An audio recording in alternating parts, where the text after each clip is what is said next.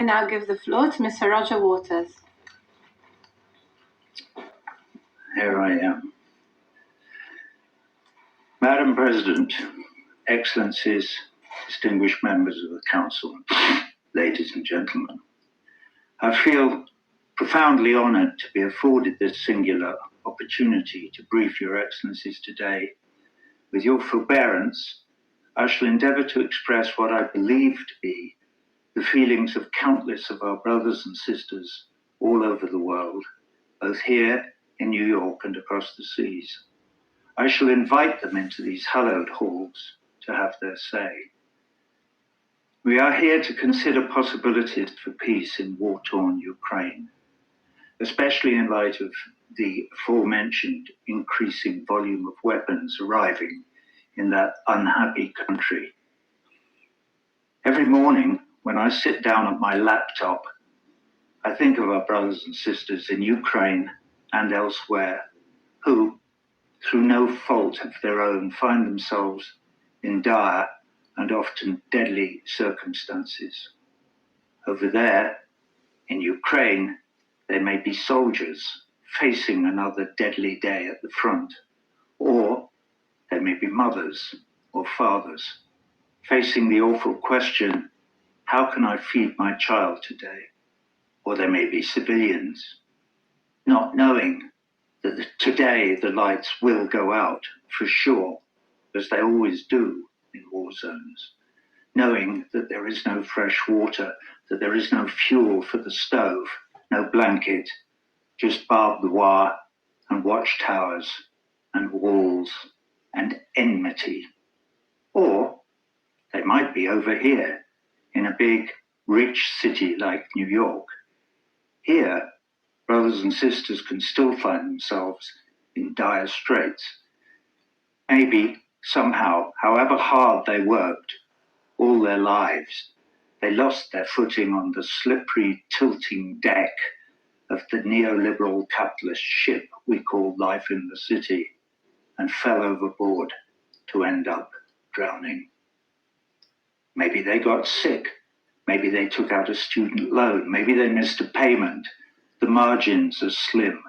Who knows? But now they live on the street in a pile of cardboard, maybe even within sight of this United Nations building. Anyway, wherever they are, all over the world, war zone or not, together they make up a majority, a voiceless majority. And today, I shall endeavour to speak for them. We, the people, wish to live. We wish to live in peace, in conditions of parity that give us the real opportunity to look after ourselves and our loved ones. We are hard workers, and we are ready to work hard. All we need is a fair crack of the whip. Maybe that's an unfortunate choice of idiom after 500 years of imperialism, colonialism, and slavery. Anyway, please help us. To help us, you may have to consider our predicament, and to do so, you may have to take your eye off the ball for a moment, to put your own goals momentarily to one side. What are your goals, by the way? And here maybe I direct my inquiries more to the 5 permanent members of this council. What are your goals?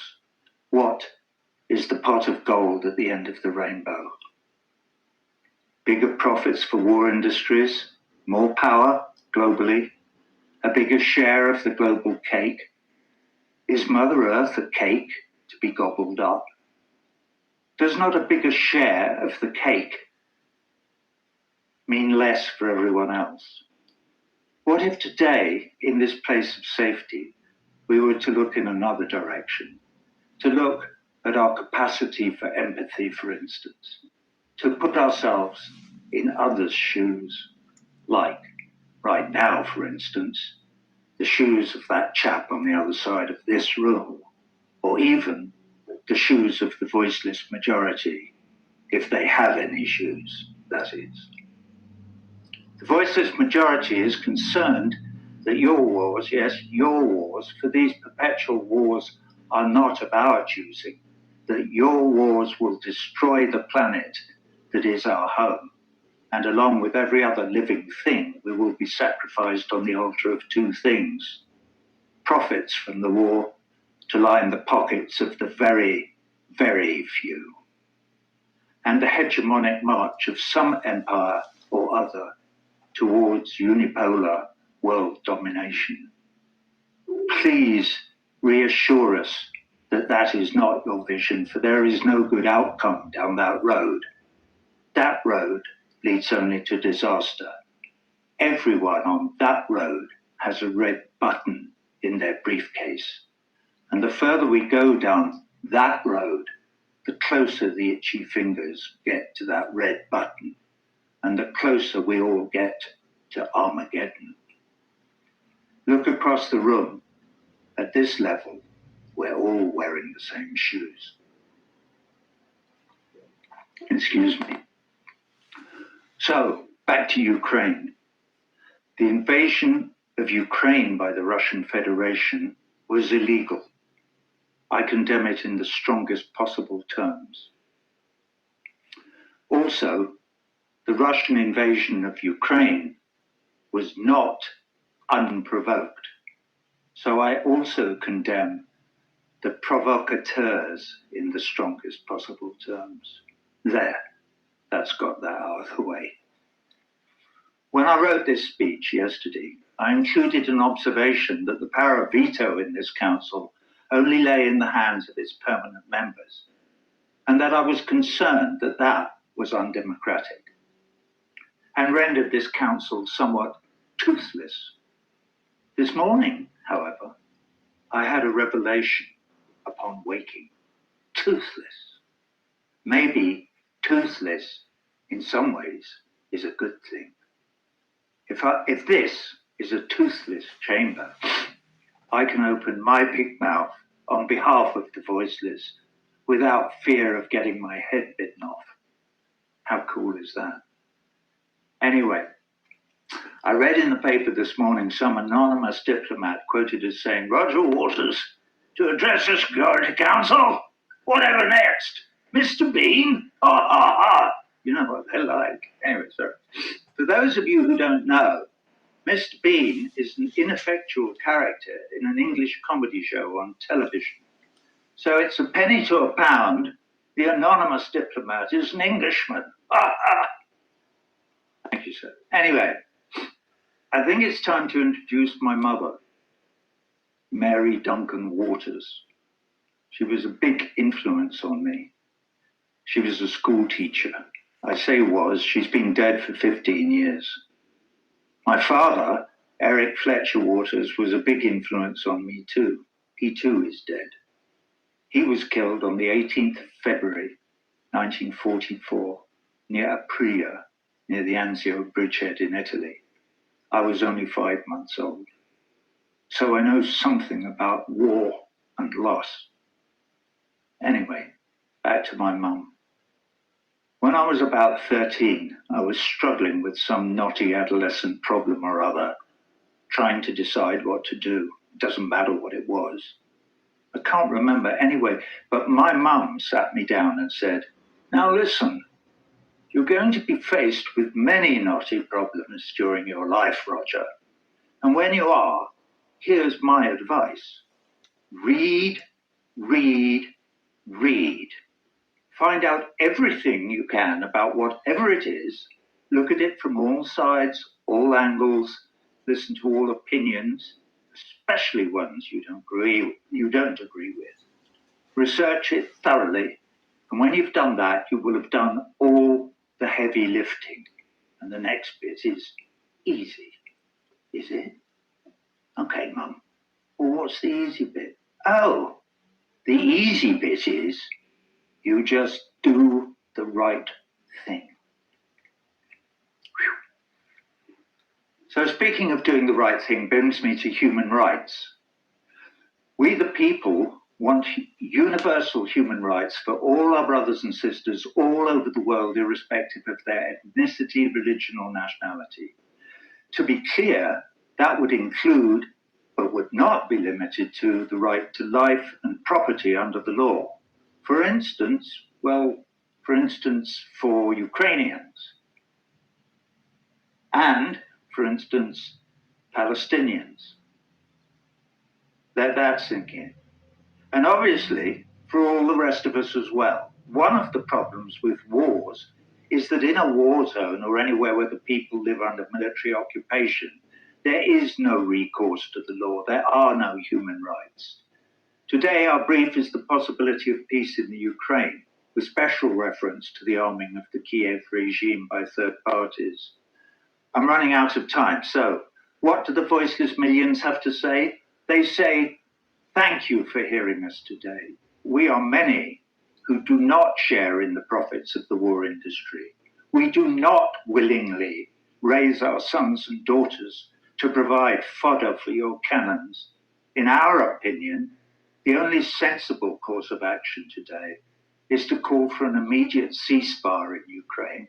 No ifs, no buts, no ands.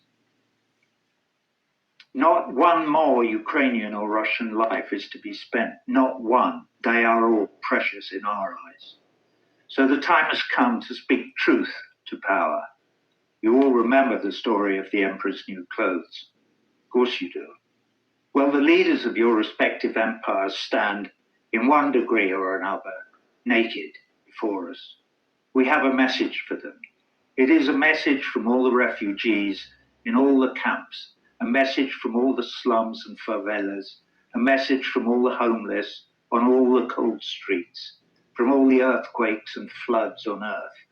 It is also a message from all the people, not quite starving, but wondering how on earth to make the pittance they earn meet the cost of a roof over their head and food for their families. My mother country, England, is, thank God, an empire no more. But in that country now there is a new catchphrase, eat or heat. You can't do both. It's a cry echoing round the whole of Europe. Apparently, the only thing the powers that be think we can all afford is perpetual war. How crazy is that?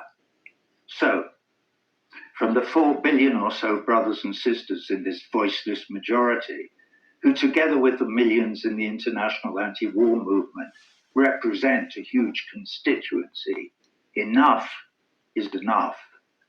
We demand change. President Biden, President Putin, President Zelensky, USA, NATO, Russia, the EU, all of you, please change course now.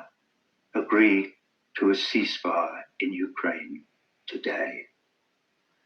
That, of course, will only be the starting point, but everything extrapolates from that starting point.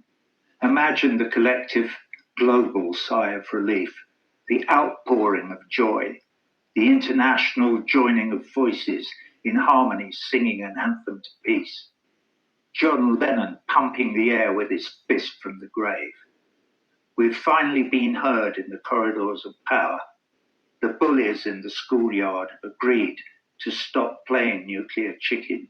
We're not all going to die in a nuclear holocaust after all. At least, not today. The powers that be have been persuaded to drop the arms race and perpetual war as their accepted modus operandum. We can stop squandering all our precious resources on war. We can feed our children. We can keep them warm. We may even learn to cooperate with all our brothers and sisters and even save our beautiful planet home from destruction. Wouldn't that be nice? Your Excellencies, I thank you for your forbearance. I thank Mr. Waters for his brief.